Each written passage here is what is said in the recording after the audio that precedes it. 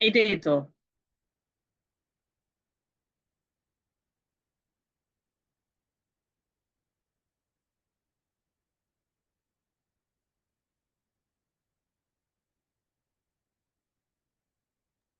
তার ডান পাশে দেখেন, ওই বাম পাশে দেখেন একটা ওই যে থ্রি ডট আছে, ওই যে তো জাতিসংঘ লেখা, হ্যাঁ হ্যাঁ, এই পাশে না, বাম পাশে, এখান থেকে না স্যার। হ্যাঁ, উপরে এটাতে একটা ক্লিক করেন। ঠিক আছে। হ্যাঁ। ঠিক আছে এবার জি স্যার, এখন চলে, আপনি ক্লাস শুরু করতে পারেন। দেখা যাচ্ছে? এখন ঠিক আছে। জি স্যার, অল ক্লিয়ার। আচ্ছা, সেকেন্ড এক নাম্বার। ওকে, জাতিপুঞ্জ। এরপর যে ইম্পর্টেন্ট আজকের লেকচারটা খুব ইম্পর্টেন্ট, জাতিপুঞ্জ, বিশেষ করে জাতিসংঘের মানে এখানে এই পার্ট থেকে আপনাদের পিলিতে যেমন কোশ্চেন থাকবে, লিখিতে থাকবে এবং ভাইভাতে কোশ্চেন করতে হয়, সেভেন টাইম কোশ্চেন করে। জাতিসংঘটা হচ্ছে খুব বেশি ইম্পর্টেন্ট। জাতিসংঘের উপর আমরা আজকে আমাদের সেকেন্ড আলোচনা শুরু হলো। সেটা হচ্ছে যে জাতিসংঘের প্রথম যেটা শুরু হবে জাতিপুঞ্জ দিয়ে। এর আগে আমি বলেছিলাম এই কথাটা।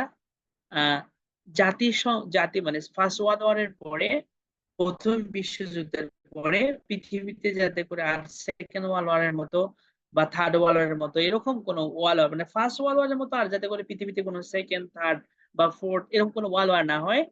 বিশ্বকে বিভিন্ন ধরনের যুদ্ধের হাত থেকে মুক্তি দেওয়ার জন্য, রক্ষা করার জন্য মূলত যে আন্তর্জাতিক সংগঠনের কথা পরিকল্পনা করা হয়, সেটি হচ্ছে জাতিপুঞ্জ। আর পরীক্ষায় আপনাদের জাতিপুঞ্জ থাকবে না, নামটা সরাসরি থাকবে লিগ অফ নেশনস। আমার পরীক্ষায় যত কোশ্চেন ছিল একমাত্র একটা কোশ্চেন আসছিল যেটা লেখা আছে জাতিসংঘ, আর বাকি সবগুলো লেখা আছে লিগ অফ নেশন, মানে জাতিপুঞ্জের ইংলিশ হচ্ছে লিগ অফ নেশন। এখন প্রথম বিশ্বযুদ্ধের পরিসমাপ্তিতে দ্বিতীয় মানে যে সংগঠনের কথা পরিকল্পনা হয় সেটা হচ্ছে জাতিপুঞ্জ। আর জাতিপুঞ্জ গঠিত হয় হচ্ছে দ্বিতীয় ভাষা চুক্তি থেকে, মানে দ্বিতীয় ভাষা চুক্তির যে একটা বিষয়বস্তু ছিল সেটা হচ্ছে জাতিপুঞ্জ। জাতিপুঞ্জ গঠিত হচ্ছে 28শে জুন 1919 সালে, মানে দ্বিতীয় ভাষা চুক্তি স্বাক্ষরিত হয় 28শে জুন 1919 সালে। আর জাতিপুঞ্জ গঠিত হচ্ছে 28শে জুন 1919 সালে। এখন আমরা আসি, তাহলে এই কাহিনীটা শেষ, আমি আর বলতে পারতেছি না ওখানে। এখন আমরা আসি তথ্য কণিকায়। তথ্য কণিকায় কয়েকটা বিষয় খুব ইম্পর্টেন্ট এখানে মনে রাখা দরকার। খুব মজার ব্যাপারটা হচ্ছে দ্বিতীয় বিশ্বযুদ্ধের পরে, মানে প্রথম বিশ্বযুদ্ধের পরে যে জাতিপুঞ্জ গঠিত হয়, এই জাতিপুঞ্জ গঠন করে মার্কিন প্রেসিডেন্ট উড্রো উইলসন। মানে আমেরিকা সরাসরি, মানে আমেরিকার মার্কিন প্রেসিডেন্ট ওই সময় তৎকালীন মার্কিন প্রেসিডেন্ট উড্রো উইলসন জাতিপুঞ্জ গঠনের প্রবক্তা, মানে উনি প্রস্তাবক ছিল যে এরকম একটা জাতিপুঞ্জ গঠন করা যা দরকার। আর ওই সময় প্রতিষ্ঠাকালীন সদস্য ছিল 42টি, কিন্তু জাতিপুঞ্জের মেম্বার ছিল না যুক্তরাষ্ট্র। মানে এই 42টা রাষ্ট্রের মধ্যে জাতিপুঞ্জের প্রস্তাবক ছিল যুক্তরাষ্ট্র, কিন্তু জাতিসংঘের সদস্য রাষ্ট্র ছিল না যুক্তরাষ্ট্র। এটা বিষয় ইম্পর্টেন্ট। এখন আমরা আসি দ্বিতীয় ভাষা মানে ভাষা চুক্তি স্বাক্ষর। দ্বিতীয় ভাষা চুক্তি মূলত এটা ভাষা চুক্তি স্বাক্ষরিত 28শে জুন 1919, এটা মূলত দ্বিতীয় ভাষা চুক্তি। কারণ এর আগে একটা ভাষা চুক্তি হয়েছিল যেটার পরিসমাপ্তিতে, যেটা দিয়ে কি হয়েছে, যেটা আপনার হচ্ছে আমেরিকার স্বাধীনতা যুদ্ধের পরিসমাপ্তি ঘটেছে। আর দ্বিতীয় ভাষা চুক্তি স্বাক্ষরিত 28শে জুন 1919 সালে, যেটা কার্যকর হয়েছে 10 জানুয়ারি 1920 সালে। আর এর মূল কাহিনীটা ছিল হচ্ছে জাতিপুঞ্জ গঠন বা লিগ অব নেশন গঠন। আর প্রস্তাবক ছিল মার্কিন প্রেসিডেন্ট উড্রো উইলসন। প্রতিষ্ঠাকালীন সদস্য হচ্ছে 42টি, এর দরকার আছে প্রতিষ্ঠাকালীন সদস্য 42টি। এই কালারটা একটু ইয়ে করি। এরপরে হচ্ছে স্যার ভার্সাই কিসের নাম? ভার্সাই হচ্ছে একটা নগরীর নাম, ফ্রান্সের একটা নগরীর নাম হচ্ছে ভার্সাই। আপনি দেখেন না ওই যে ইয়া পড়ছে না, আপনার আপনার হচ্ছে ফ্রান্সের ভার্সাই নগরীতে গেল কে? মাইকেল মধুসূদন দত্ত। ওখানে গিয়ে কিন্তু ক্যাপটিক ব্লাড রেখেছিল, মনে আছে আপনাদের? বঙ্গভঙ্গ, যে বঙ্গ ভাষাকে কেন্দ্র মানে বঙ্গভঙ্গ, উনি বলেছিলেন না যে ফ্রান্সের ভাষা নগরী থেকে যেন উনি কপোতাক্ষ নদের কলধ্বনি শুনতে পায়। মানে ফ্রান্সের একটা বিখ্যাত নগরীর নাম ভার্সাই, যে ভার্সাই নগরীতে বসেও মাইকেল মধুসূদন দত্ত উনি হচ্ছে কপোতাক্ষ নদের কলধ্বনি শুনতে পায়। মানে যখন উনি, মাইকেল মধুসূদন দত্ত কিন্তু বাংলাকে অবজ্ঞা করে, উনি ফ্রান্সে গিয়েছিল যে উনি ইংলিশ কবিতা লেখে, ইংলিশ লেখনী লিখে উনি ওই সময় বিখ্যাত হতে চায়, উনি বাংলাকে অনেকটা অবজ্ঞা করে চলে গেছিল। তারপরে উনি এটা নিজের ভুল বুঝে যে বাংলাকে অবজ্ঞা করে যাওয়া ঠিক হয়নি, কারণ উনি যে সময় আমেরিকাতে ফ্রান্সে চলে গেছিল ততক্ষণে ফ্রান্স ইংলিশ সাহিত্যে আর অনেক বেশি এস্টাবলিশ হয়েছে। আর ওই সময় উনি ওনাকে ওই ইংলিশ সাহিত্যে খুব ভালো করে ফ্রান্সে বিখ্যাত হওয়া তার জন্য খুব কঠিন।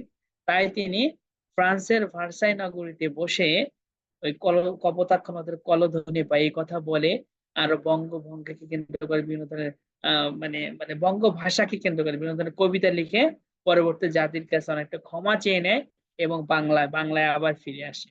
এই কথাটাই মূলত বলা হয়। যাই হোক, মূলত এই ফ্রান্স মানে আমি যে নগরী যেতে করলাম ফ্রান্স নগরী, ফ্রান্সের বিখ্যাত নগরীর নাম হচ্ছে ভার্সাই। এই ভার্সাই নগরীর সাথে মাইকেল মধুসূদন দত্তের খুব কানেক্টিভিটি আছে। এটা বাংলা সাহিত্যে সব পড়া, তারপর আমি এখানে একটা বলে দিলাম। মানে ফ্রান্সের একটা বিখ্যাত নগরীর নাম ভার্সাই, যেখানে এই চুক্তিগুলো স্বাক্ষরিত হয়েছিল, এই জন্য এর নাম হয়েছে ভার্সাই চুক্তি। এখন আমরা আসি মূল পড়ায়, সেটা হচ্ছে প্রতিষ্ঠান 1742টি গেল। সদর দপ্তর হচ্ছে জেনেভা, সুইজারল্যান্ডের জেনেভা। আর জাতিপুঞ্জ বিলুপ্ত হয় হচ্ছে 20 এপ্রিল 1946 সালে। জাতিপুঞ্জ বিলুপ্ত হওয়ার কারণটা হচ্ছে জাতিপুঞ্জ 19 সালে গঠিত হয়। এর মূল কথা হচ্ছে যে দ্বিতীয় বিশ্বযুদ্ধের মতো মানে প্রথম বিশ্বযুদ্ধের মতো যাতে করে কোনো বিশ্বযুদ্ধ না হয়। কিন্তু জাতিপুঞ্জ সেকেন্ড ওয়ার্ল্ড ওয়ারকে মানে পৃথিবীকে সেকেন্ড ওয়ার্ল্ডের হাত থেকে রক্ষা করতে পারেনি। যেহেতু জাতিপুঞ্জ পৃথিবীকে সেকেন্ড ওয়ার্ল্ডের হাত থেকে রক্ষা করতে পারেনি, সুতরাং বিশ্বের নেতারা ভাবলো জাতিপুঞ্জের মতো কোনো প্রতিষ্ঠান রাখার কোনো দরকারই নেই।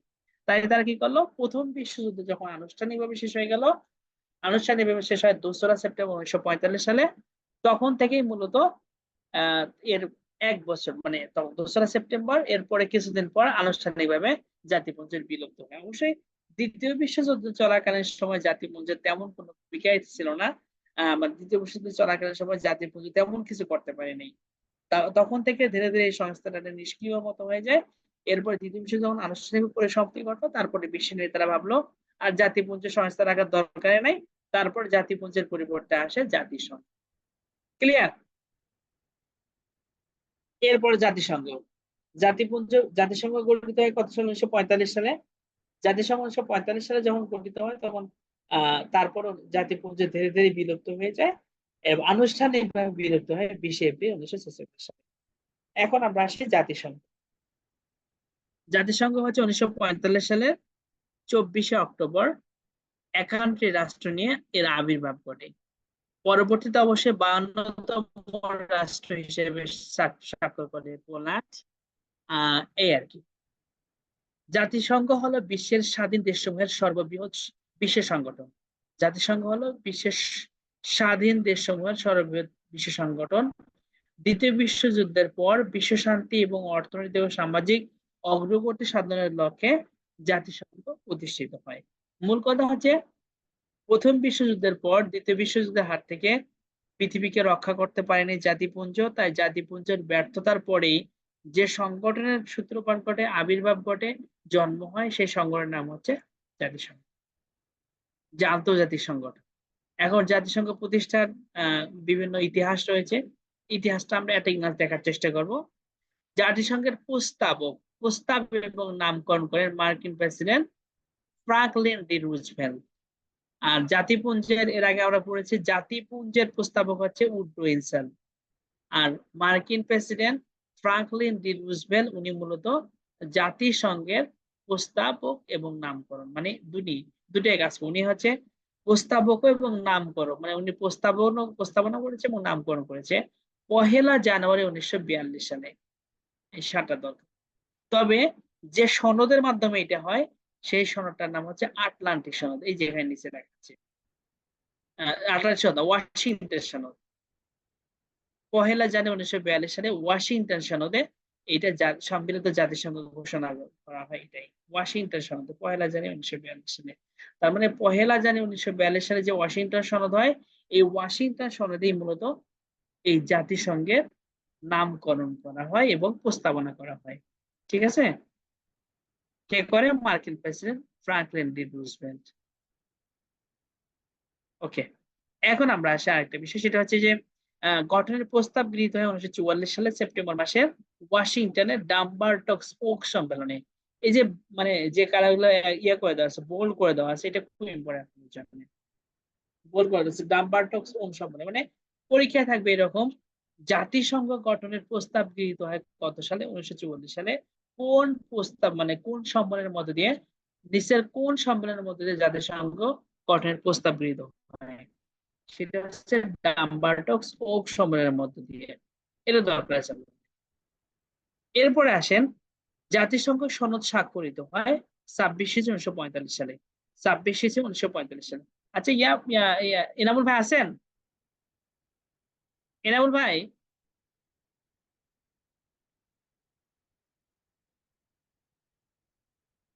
এই মনে হয় না।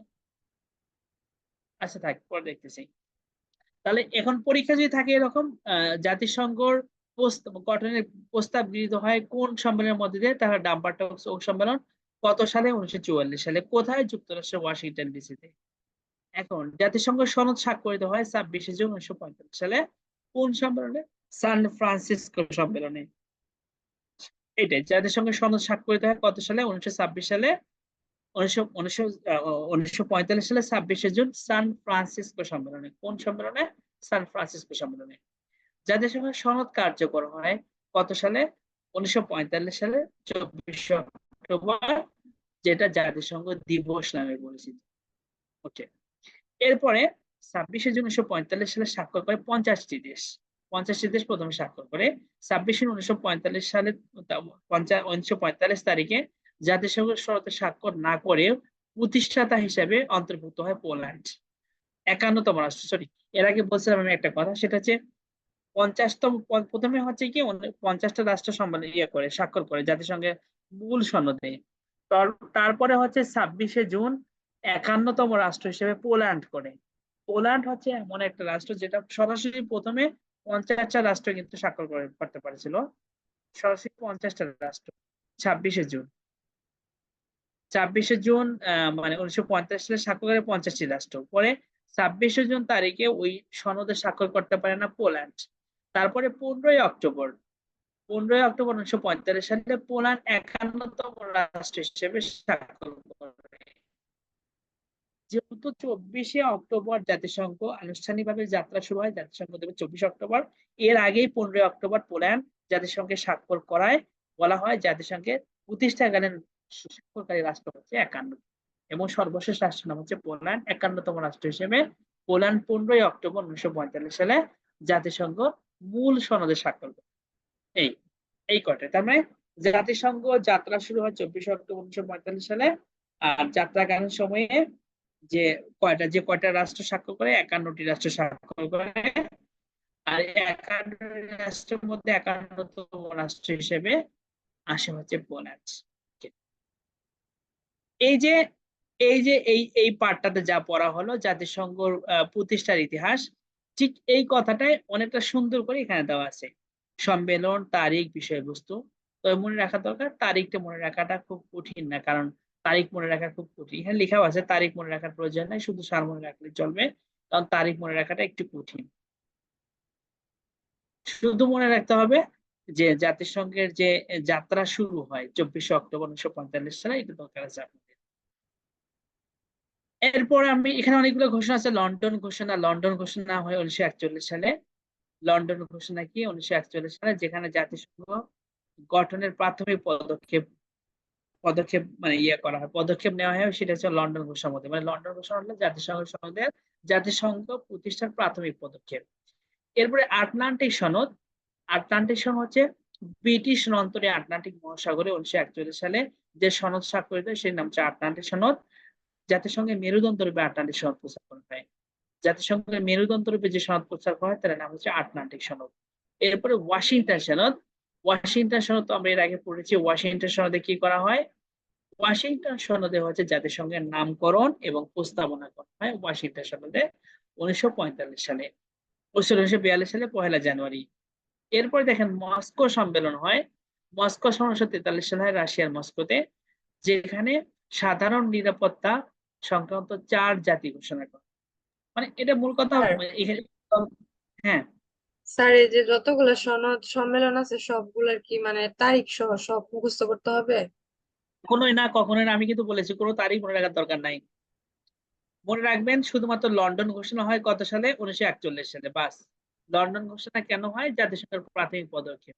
এটা আসছিল পরীক্ষায়। জাতিসংঘের প্রাথমিক পদক্ষেপ হিসেবে কোন সনদ ঘোষিত হয়? লন্ডন সনদ। ওকে। আটলান্টিক সনদ কেন ঘোষণা করা হয়? জাতিসংঘের নামকরণ এবং প্রস্তাবনা করা হয়। সরি, এই এই যে কি জানি, একটু দেখি। ওয়াশিংটন সনদ। ওয়াশিংটন সনদ কেন? ওয়াশিংটন সনদ কেন ঘোষণা করা হয়? কত সালে? 1942 সালে। কেন? জাতিসংঘ, এখানে এই কথাটা উপরে আছে, জাতিসংঘের নামকরণ এবং প্রস্তাবনা করা হয় এই সনদের মধ্যে। আটলান্টিক সনদ কেন হয়? জাতিসংঘের মেরুদণ্ড হিসেবে। আর এটা অবশ্যই এটা দরকার। আটলান্টিক সনদ 1941 সালে হয়। এটা কেন হয়? এর বিষয়বস্তুটা কি? এটা মূলত জাতিসংঘের মেরুদণ্ড হিসেবে প্রচার করে, মানে আটলান্টিক সনদকে জাতিসংঘের মেরুদণ্ড হিসেবে ডিক্লেয়ার করা হয়েছে। এটা বিষয়বস্তু ছিল এটা। এরপরে হয় যে তেহরান সম্মেলন কেন দরকার? এখানে তেহরান সম্মেলন, মানে এটা দরকার আছে সালটা। তেহরান সম্মেলন 1943 সালে হয় ইরানের তেহরানে। বাস। মস্কো সম্মেলন 1943 সালে। মস্কো সম্মেলন হচ্ছে রাশিয়ান মস্কোতে। তেহরান সম্মেলন 1943 সালে ইরানের তেহরানে। ওকে। ডাম্বারটক্স ওব সম্মেলন, এটা দরকার আছে, সালও দরকার আছে। সাল হচ্ছে 1944 সালে। যুক্তরাষ্ট্রের ডাম্বারটক্স ওব সাল, তারিখ মনে রাখার দরকার নেই। কেন হয়? এটা দরকার আছে এটাই যে জাতিসংঘের ডাম্বারটক্স ওক সম্মেলনে মূলত জাতিসংঘের সনদের খসড়া প্রণয়ন করা হয়। এই জন্য মানে জাতিসংঘ সনদের খসড়া প্রণয়ন করা হয় কোন সম্মেলনে? এটাও আসছিল চাকরির পরীক্ষায়, ডাম্বারটক্স ওক সম্মেলনে। ওকে, এটা অবশ্য সালটা আসেনি এখন পর্যন্ত। শুধু বলা হচ্ছে ডাম্বারটক্স জাতিসংঘের সনদের খসড়া, যে জাতিসংঘের যে সনদের যে খসড়া প্রণয়ন করা হয় কোন সম্মেলনে? ডাম্বারটক্স সম্মেলনে। বাস, দরকার। এটা সাল আসে নাই। ইয়াল্টা কনফারেন্স খুব দরকার। ইয়াল্টা কনফারেন্স কত সালে হয়, কেন হয়, এটা তো খুব দরকার। এই কারণে জাতিসংঘের ভেটো ক্ষমতা মূলত প্রদান করা হয় ইয়াল্টা কনফারেন্সের মাধ্যমে। ক্রিমিয়ার একটা জায়গার নাম হচ্ছে ইয়াল্টা, যেখানে 1945 সালে জাতিসংঘের নিরাপত্তা পরিষদের 5টা রাষ্ট্রকে ভেটো ক্ষমতা প্রদান করা হয়। এই ভেটো ক্ষমতার কারণে, ভেটো মানে হচ্ছে আমি মানি না, জাতিসংঘের একটা বড় নিরাপত্তা পরিষদের যে রাষ্ট্রগুলো আছে, নিরাপত্তা পরিষদের স্থায়ী রাষ্ট্রগুলোর জন্য এই একটা ক্ষমতা থাকে, সেই ক্ষমতার নাম হচ্ছে কি? ভেটো ক্ষমতা। আর জাতিসংঘ পরিষদে এই যে স্থায়ী সদস্য পদ যারা পাবে, স্থায়ী পরিষদের নিরাপত্তা পরিষদের স্থায়ী সদস্য রাষ্ট্রগুলোর মধ্যে ভেটো ক্ষমতা প্রদান করা হয় 1945 সালে ইয়াল্টা কনফারেন্সের মাধ্যমে। এই জন্য এই লাইনটা সবটাই দরকার আছে। সান ফ্রান্সিসকো সম্মেলন দরকার আছে 1945 সালে। কেন? সান ফ্রান্সিসকো সম্মেলনে জাতিসংঘের করা হয়, সনদ স্বাক্ষর করা হয়। তার মানে ধরে রাখেন এখানে সান ফ্রান্সিসকো সম্মেলন দরকার, ইয়াল্টা দরকার, ডাম্বারটক্স দরকার, তেহরান এবং মস্কো শুধু সালগুলা দরকার আছে, আর কিছু দরকার নেই এখানে। আর ওয়াশিংটন সনদ দরকার আছে, এই কারণে ওয়াশিংটন সনদের নামকরণ করা হয় এবং প্রস্তাবনা করা হয়। আটলান্টিক সনদ দরকার 1941 সালে। কেন হয়? আটলান্টিক সনদকে জাতিসংঘ গঠনের মেরুদণ্ড হিসেবে ঘোষণা করে, মেরুদণ্ড রূপে এটাকে ঘোষণা করা হয়েছিল। আর লন্ডন ঘোষণা হয় 41 সালে। কেন? এটা মূলত হয় জাতিসংঘের প্রাথমিক পদক্ষেপ হিসেবে। শেষ। আমি বলছি যে আপনি যদি এই পার্টটাই পড়েন, তাহলে আপনার কিন্তু এইটা পড়ার দরকার নাই। অথবা এই দুটাই মিলেই মূলত এখানে অনেক কথা আছে, এই জাতিসংঘের ইতিহাসে অনেক কথা আছে, যেটা কিন্তু এই নিচের এই জায়গাতে আছে। মানে এই দুটা মিলেই হচ্ছে আমি কিন্তু আপনাদেরকে ইম্পর্টেন্ট কথাগুলো অলরেডি বলে দিয়েছি কি কি পড়তে হবে। এখন যদি আমি বলি সান ফ্রান্সিসকো সম্মেলন দরকার আছে, ইয়াল্টা দরকার আছে, ডাম্বারটুকুস দরকার আছে, এই তিনটা সবটাই দরকার আছে। কেন দরকার আছে? আমি বললাম সাল দরকার আছে, ডেট মনে রাখার দরকার নেই, তারিখ, শুধু সাল মনে রাখবে। সাল এবং বিষয়বস্তু, এই তিনটা সাল এবং বিষয়বস্তু মনে রাখতে হবে। তেহরান সম্মেলনে 1943 কত সালে হচ্ছে? 43 সালে, এর দরকার আছে। মস্কো 43 সালে, সালটা দরকার আছে। ওয়াশিংটন এবং লন্ডন, আটলান্টিক এবং লন্ডন, আটলান্টিক, ওয়াশিংটনটা দরকার আছে এই কারণে এটার নামকরণ এবং প্রস্তাবনা করা হয় ওই সনদে। আর আটলান্টিক সনদ এটা মেরুদণ্ড হিসেবে ঘোষণা করা হয়। আর লন্ডন ঘোষণা হচ্ছে জাতিসংঘ সনদের প্রাথমিক একটা পদক্ষেপ হিসেবে ঘোষণা করা হয় লন্ডন সনদকে 1941 সালে। এই তো হয়ে গেল। আপনি যদি এই কয়টা মনে রাখেন, তাহলে আপনার এই কয়টা খুব একটা দরকার নেই। শুধু এখানে দরকার আছে প্রতিষ্ঠাকালীন 50টা রাষ্ট্র প্রথমে, পরবর্তীতে আর একটা রাষ্ট্র, সব মিলে 51তম রাষ্ট্র হিসেবে পোল্যান্ড। এই 51টি রাষ্ট্র জাতিসংঘের সনদে স্বাক্ষর করে। ওকে, এই এই তো শেষ হয়ে গেল, আর কিছু নাই। এরপর আমরা আসি তথ্য কণিকা। তথ্য কণিকায় দেখেন জাতিসংঘের কিছু তথ্য কণিকা আছে, মানে একটা ক্লাস আপনি এই জিনিসগুলো দেখে যাবেন। জাতিসংঘের সদস্য রাষ্ট্র হচ্ছে 193টি। ওকে, সর্বশেষ সদস্য দক্ষিণ সুদান 2011 সালে। এগুলো তো মানে প্রায় সময় আপনারা পড়ে আসছেন, এটা খুব একটা চেঞ্জ নেই জাতিসংঘের। আর সাধারণত এই কোশ্চেন গুলো থাকে না, সর্বশেষ সদস্য দক্ষিণ সুদান। এই যে এখন পিএস এর এই ধরনের কোশ্চেন দেয় না, পিএসসি একটু আপডেট কোশ্চেন দেয়, মানে একটু ঘুরিয়ে ফিরিয়ে কোশ্চেন ওরা বলে। বাই দ্য ওয়ে, জাতিসংঘের স্বীকৃত স্বাধীন দেশ হচ্ছে 194টি, সর্বশেষ হচ্ছে ফিলিস্তিন। এরপর জাতিসংঘের পতাকা নীল রঙের ভিতরে, হালকা নীল রঙের ভিতরে সাদা, হালকা নীল রঙের ভিতরে সাদা বৃত্ত এবং বৃত্তের মাঝখানে জাতিসংঘের প্রতীক। এটা হচ্ছে জাতিসংঘের পতাকা। জাতিসংঘের স্থায়ী পর্যবেক্ষক রাষ্ট্র দুইটা, ভ্যাটিকান সিটি এবং ফিলিস্তিন। এরা সদস্য নয় কিন্তু পর্যবেক্ষক, মানে এরা সরাসরি সদস্য না, বাট এরা হচ্ছে ভিজিটিং মেম্বার্স, মানে সদস্য রাষ্ট্র। এরপরে দেখেন সদর দপ্তর। জাতিসংঘের সদর দপ্তর কোথায়? নিউ ইয়র্কের, যুক্তরাষ্ট্র নিউ ইয়র্কের। আর সদর দপ্তরের স্থপতি হচ্ছে ডব্লিউ হ্যারিসন। জাতিসংঘের ইউরোপীয় সদর দপ্তর হচ্ছে সুইজারল্যান্ডের জেনেভা। আর অফিসিয়াল ভাষা 6টি, ইংরেজি, ফার্সি, চীনা, স্প্যানিশ এবং আরবি। এইটা হচ্ছে অফিসিয়াল ভাষা। এটা মনে রাখার সবচেয়ে সহজ উপায় সেটা হচ্ছে জাতিসংঘে, তো এমনিতে ইংরেজি একটা ভাষা আছে, ফ্রান্স জাতিসংঘের নিরাপত্তা পরিষদ সদস্য, তার একটা ভাষা আছে। চীন জাতিসংঘের নিরাপত্তা পরিষদ সদস্য, তার একটা ভাষা আছে। রাশিয়া জাতিসংঘের নিরাপত্তা পরিষদ, তার একটা ভাষা রয়েছে। এরপরে স্প্যানিশ আর একটা অ্যারাবিক। অ্যারাবি হচ্ছে এর বাইরে রাখা হয়েছে। প্রথমে নিরাপত্তা পরিষদের আমেরিকা এবং যুক্তরাষ্ট্র, যুক্তরাজ্য এবং আমেরিকা, এই দুটো রাষ্ট্রের মাতৃভাষা ইংলিশ, এই দুটো রাষ্ট্রের একটা ভাষা রাখা হয়েছে। এরপরে ফ্রান্স জাতিসংঘ নিরাপত্তা পরিষদের সদস্য, তাদের ভাষা ফরাসি এটা। এরপরে চীন একটা নিরাপত্তা পরিষদ সদস্য, তার ভাষা চাইনিজ। এরপরে রুশ একটা রয়েছে, রুশ মানে রাশিয়া নিরাপত্তা পরিষদ। তার মানে জাতিসংঘের 5টা সদস্য রাষ্ট্রের জন্য 4টা নিজস্ব ভাষা আছে, এই 4টা অফিসিয়াল ভাষা। এর বাইরে রয়েছে স্প্যানিশ এবং আরবিক। ক্লিয়ার? বাস। এখন আসে জাতিসংঘের কার্যকর ভাষা দুইটা, একটা ফরাসি আর একটা হচ্ছে ইংরেজি। জাতিসংঘের রেডিও ওয়েবসাইটে খবর প্রচার করা হয় 9টি ভাষায়, যেখানে বাংলাও রয়েছে। জাতিসংঘের রেডিও ওয়েবসাইটে খবর প্রচার করা হয় 9টি ভাষায়, যেখানে 6টি দাপ্তরিক। আর এই দাপ্তরিকের বাইরে রয়েছে 3টা, একটা সোয়াহিলি, পর্তুগিজ এবং বাংলা। আমাদের দরকার নেই এটা কোনটা কি, মনে রাখবেন শুধুমাত্র যে জাতিসংঘের রেডিও ওয়েবসাইটে খবর প্রচার করা হয় 9টি ভাষায়, আর এই 9টি ভাষার মধ্যে একটা রয়েছে বাংলা। আয়ের উৎস হচ্ছে জাতিসংঘের সদস্য দেশগুলোর চাঁদা। এটা একবার আপনি যদি পড়েন তাহলে লাইফ টাইম আর কখনো ভুলে যাবেন না, খুব ইজি। আয়ের উৎস হচ্ছে সদস্য দেশগুলো চাঁদা, মানে প্রত্যেকটা সদস্য দেশ যে পরিমাণ চাঁদা দেয়, এই চাঁদা দিয়ে চলে যায় জাতিসংঘের ব্যয়ভার বহন। তো এখানে একটা কথা মনে রাখবেন, পৃথিবীর যতগুলো রাষ্ট্র আছে সবচেয়ে বেশি চাঁদা দেয় হচ্ছে আমেরিকা। এই জন্য আমেরিকা সবসময় জাতিসংঘের সবসময় একটা দাদাগিরি নীতি অ্যাপ্লাই করে, মানে সবসময় খবরদারি করে, কারণ আমেরিকার চাঁদার পরিমাণ অনেক বেশি। আমেরিকা যেহেতু সবচেয়ে বেশি চাঁদা দেয়, সেহেতু আমেরিকা সবসময় জাতিসংঘকে ইউজ করে, মানে জাতিসংঘে আমেরিকা তার নিজেদের স্বার্থে ব্যবহার করে। এরপর আসে জাতিসংঘের বাজেট ঘোষিত হয় বছরে 2 বছরে একবার, মানে প্রতি বছর না, আমাদের যেমন প্রতি বছরে একবার হয়, আর ওদের হচ্ছে 2 বছরে একবার হয়। তাদের জাতিসংঘের প্রত্যেক দেশ সাধারণ পরিষদের সদস্য। আবার জাতিসংঘের প্রত্যেকটা দেশেই সাধারণ পরিষদের সদস্য, তবে এই সাধারণ পরিষদ থেকে কিছু কিছু সদস্য মিলেই হয় হচ্ছে নিরাপত্তা পরিষদের স্থায়ী সদস্য। তবে নিরাপত্তা পরিষদের সদস্য রাষ্ট্র হচ্ছে 15টা, যার মধ্যে 5টা হচ্ছে স্থায়ী আর 10টা হচ্ছে অস্থায়ী। এটা মনে রাখা দরকার।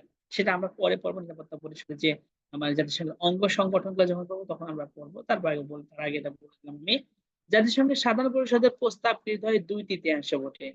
বাংলাদেশে যেমন যে কোনো প্রস্তাব পাস হয় 2/3 ভোটে, ঠিক তেমনি জাতিসংঘের বাংলাদেশের আছে, পার্লামেন্টে যে কোনো প্রস্তাব গৃহীত হয় 2/3 ভোটে, ঠিক তেমনি জাতিসংঘের সাধারণ পরিষদের প্রস্তাব গৃহীত হয় 2/3 ভোটে।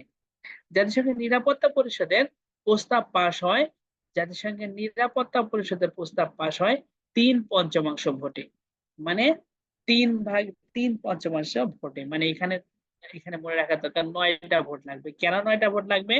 জাতিসংঘের নিরাপত্তা পরিষদের সদস্য রাষ্ট্র হচ্ছে 15টা, যার মধ্যে 5টা হচ্ছে স্থায়ী আর বাকি 10টা হচ্ছে অস্থায়ী। মানে এরা সাধারণত 2 বছর পর পর এটা ইয়া হয়, মানে সাপোজ এটা এরা সাধারণত 2 বছরের জন্য মেম্বারশিপটা পেয়ে যায়, 2 বছর পরে আবার চেঞ্জ হয়ে যায়।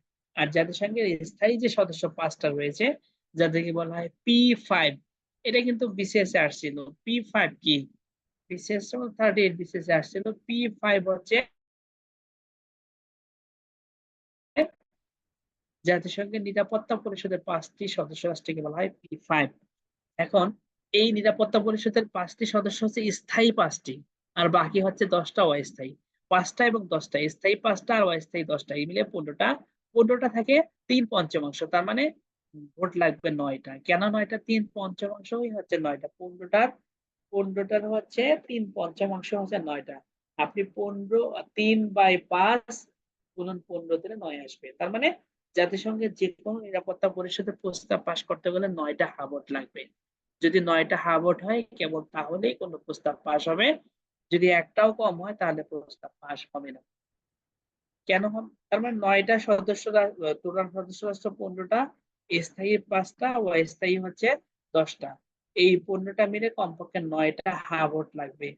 যদি 9টা হা ভোট হয় তাহলে প্রস্তাব পাশ হবে, যদি 8টা হা ভোট হয় তাহলে প্রস্তাব কোনো পাশ হবে না। এটি হচ্ছে জাতিসংঘের নিরাপত্তা পরিষদের প্রস্তাব পাশ করার নীতিমালা। এরপর আছে জাতিসংঘের নিরাপত্তা পরিষদের নিরাপত্তা পরিষদ বর্তমান অস্থায়ী এশিয়ার সদস্য 2টি, এটা ভিয়েতনাম আর এটা হচ্ছে ভারত। জাতিসংঘের মহাসচিব নির্বাচিত হয় নিরাপত্তা পরিষদের সুপারিশে। এখানে একটা কথা বলে রেখে আপনাকে, জাতিসংঘের পরিষদ নিরাপত্তা, আচ্ছা এটা পরে পড়বো কারণ নিরাপত্তা পরিষদ নিয়ে আলোচনা করবো তখন পড়বো। নিরাপত্তা পরিষদের মহাসচিব জাতিসংঘের মহাসচিব নির্বাচিত হয় নিরাপত্তা পরিষদের সুপারিশে। আর জাতিসংঘ বিষয়ক আলোচনা P5 কে বলা হয়, বলতে বোঝায় জাতিসংঘের নিরাপত্তা পরিষদের স্থায়ী 5 সদস্য রাষ্ট্রকে বলা হয় P5। জাতিসংঘের মানবাধিকার সংক্রান্ত বৈশ্বিক ঘোষণার ঐতিহাসিক নথি বিল অফ রাইটস গ্রহণ করা হয় 1948 সালে। জাতিসংঘের এটা পরীক্ষা আসে, বিল অফ রাইটস কি? বিল অফ রাইটস হচ্ছে মানবাধিকার সংক্রান্ত ঐতিহাসিক নথি। আবার মানবাধিকার সংক্রান্ত ঐতিহাসিক নথি গৃহীত হয় কত সালে? 1948 সালে। আবার জাতিসংঘের বিল অফ রাইটস গৃহীত হয় কত? 1948 সালে। একই কথা, অবশ্যই ঘুরিয়ে পিছিয়ে দিতে পারে যে জাতিসংঘের মানবাধিকার সংক্রান্ত বৈশ্বিক ঘোষণার ঐতিহাসিক নথি গ্রহণ করা হয়, গৃহীত হয় কত সালে? 1948 সালে। অথবা জাতিসংঘের বিল অফ রাইটস, এটাই মানে হচ্ছে বিল অফ রাইটস মানে হচ্ছে এই পুরাটাই মানবাধিকার সংক্রান্ত বৈশ্বিক ঘোষণার ঐতিহাসিক নথি। এটাই মানে হচ্ছে বিল অফ রাইটস। হয় এইটাও দিতে পারে অথবা এটাও দিতে পারে, এই পার্টটাও দিতে পারে। এটা গৃহীত হচ্ছে 1948 শেষ। এরপরে জাতিসংঘ বাংলাদেশ, এই পার্টটা আরো দরকার আপনাদের। জাতিসংঘ বাংলাদেশ, জাতিসংঘের রেডিও বাংলা যাত্রা শুরু হয় হচ্ছে 21শে ফেব্রুয়ারি 2013 সালে। আর জাতিসংঘ বাংলাদেশ জাতিসংঘের 136তম সদস্য দেশ হিসেবে সদস্যপদ লাভ করে 136তম সদস্য দেশ হিসেবে সদস্যপদ লাভ করে 17 সেপ্টেম্বর 1974 সালে। এই সালটা খুবই দরকার। এবং সেই সাথে কততম অধিবেশনে? 29তম অধিবেশনে, এটাও দরকার আছে। মানে জাতিসংঘ বাংলাদেশ জাতিসংঘের কততম সদস্য রাষ্ট্র? 136তম সদস্য রাষ্ট্র। আবার সদস্যপদ লাভ করে কত সালে, কত তারিখে? এই তারিখটা দরকার আছে। এদের পরীক্ষা সেভারেল টাইম আসছিল পরীক্ষায়, যে বাংলাদেশ সদস্যপদ লাভ করে 17 সেপ্টেম্বর 1974 সালে। এরপর দেখেন বঙ্গবন্ধু জাতিসংঘের বাংলায় ভাষণ দেয়, জাতিসংঘের সাধারণ পরিষদে বাংলায় ভাষণ দেয় 24শে সেপ্টেম্বর 1974 সালে। এটা 29তম অধিবেশনে, মানে 29তম অধিবেশনে বাংলাদেশ জাতিসংঘের সদস্যপদ লাভ করে। আর যেই অধিবেশনে জাতির জনক বঙ্গবন্ধু শেখ মুজিবুর রহমান প্রথম বাংলায় ভাষণ দেয়। এরপরে আসি আমরা, এরপরে হচ্ছে মাননীয় প্রধানমন্ত্রী আবার এই 24শে সেপ্টেম্বর মানে 25শে সেপ্টেম্বর 1974 সালে বঙ্গবন্ধু শেখ মুজিব বাংলায় ভাষণ দেয়। আর তারই ধারাবাহিকতায় 24শে সেপ্টেম্বর মাননীয় প্রধানমন্ত্রী শেখ হাসিনা ঠিক 24শে সেপ্টেম্বর 2021 সালে 77তম অধিবেশনে আবার বঙ্গবন্ধু 24শে সেপ্টেম্বর 1974 সালে ভাষণ দিয়েছিল বাংলায় 29তম অধিবেশনে, আর মাননীয় প্রধানমন্ত্রী শেখ হাসিনা 77তম অধিবেশনে 2021 সালে 24শে সেপ্টেম্বর 77তম অধিবেশনে উনি বাংলায় ভাষণ দেয় জাতিসংঘের সাধারণ পরিষদে। এই সালগুলো মনে রাখা দরকার। এবং অধিবেশনের টাইমটা মানে কততম অধিবেশন এটাও দরকার, এটা 3 স্টার করে দেওয়া আছে। নিরাপত্তা পরিষদে বাংলাদেশ সভাপতিত্ব করে 2 বার। নিরাপত্তা পরিষদে অস্থায়ী সদস্যপদ লাভ করে, এটাও 2 বার। এরপর দেখেন সিডো কি। সিডো হচ্ছে, আমরা জানি সিডো হচ্ছে মানে convention on elimination of all form of discrimination against women. CEDAW CEDAW হচ্ছে convention on elimination of all forms of discrimination against women. সিতে কনভেনশন, ইতে এলিমিনেশন, এরপরে এতে হচ্ছে অল ফর্মস অফ মানে ডিতে হচ্ছে ডিসক্রিমিনেশন, কিন্তু তার আগে অল ফর্মস অফ ডিসক্রিমিনেশন কথাটা আছে। এগেইনস্ট, এতে এগেইনস্ট, ডাব্লিউতে উইমেন। এটা সিডো। সিডো জাতিসংঘের সিডো কমিটির চেয়ারপারসন যে বাঙালি মহিলা হয়, ওনার নাম আছে সালমা খান। সালমা খান ফেরদৌস যারা মানে সিডো কমিটির চেয়ারপারসন হিসেবে যে বাঙালি মহিলা ছিল, ওর নাম হচ্ছে সালমা খান। সালমা খান, ফেরদৌস আর ইসমত জাহান, এই 3জন সিডো কমিটির বাংলাদেশে প্রতিনিধিত্ব করে বা প্রতিনিধি ছিলেন।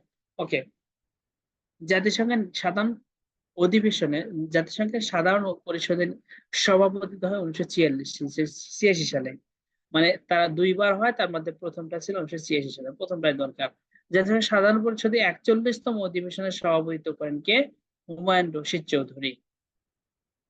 এই কোশ্চেনটা প্রায় সময় বিসিএসে আসছে, মানে চাকরি পরীক্ষায় আসছে। এই জন্য এই পার্টটা একটু দেখে যান। বাংলাদেশ এ পর্যন্ত অংশ নিয়েছে 45 মানে কয়টা মিশনে? জাতিসংঘে এখন তো মানে বাংলাদেশ এ পর্যন্ত 54টি মিশনে, জাতিসংঘের 54টি মিশন। মিশন বলতে এখানে ইউএন পিস কিপিং ফোর্স, জাতিসংঘের যে শান্তিরক্ষী মিশন আছে, বাংলাদেশ এখন পর্যন্ত 54টি শান্তিরক্ষী মিশনে অংশগ্রহণ করেছে। বর্তমানে জাতিসংঘের শান্তিরক্ষা মিশনে বাংলাদেশ কর্মরত রয়েছে 9টি মিশনের 8টি দেশে, মানে 8টি দেশে 9টি মিশন চলমান রয়েছে। এই মিশনের মধ্যে বর্তমান বাংলাদেশ আছে। তার মানে বর্তমান বাংলাদেশ 9টা মিশনে রয়েছে, যে 8টা দেশের 9টা মিশন আছে। মানে এখন আপনার কোশ্চেন হতে পারে যে স্যার 8টা দেশে 9টা মিশন কিভাবে হয়? এই তো 8টা দেশের 9টা মিশনে একটা দেশে, কোন একটা দেশে 2টা মিশন আছে। সাপোজ একটা দেশে দেখা যাচ্ছে যে ওই ইউএন পিস কিপিং ফোর্স তাকে কন্ট্রোল করতেই পারতেছে না একটা মিশন দিয়ে, তাই তারা 2টা মিশন পাঠিয়েছে, 2টা ফোর্স পাঠিয়েছে। এই জন্য একটা দেশে 2টা মিশন আছে।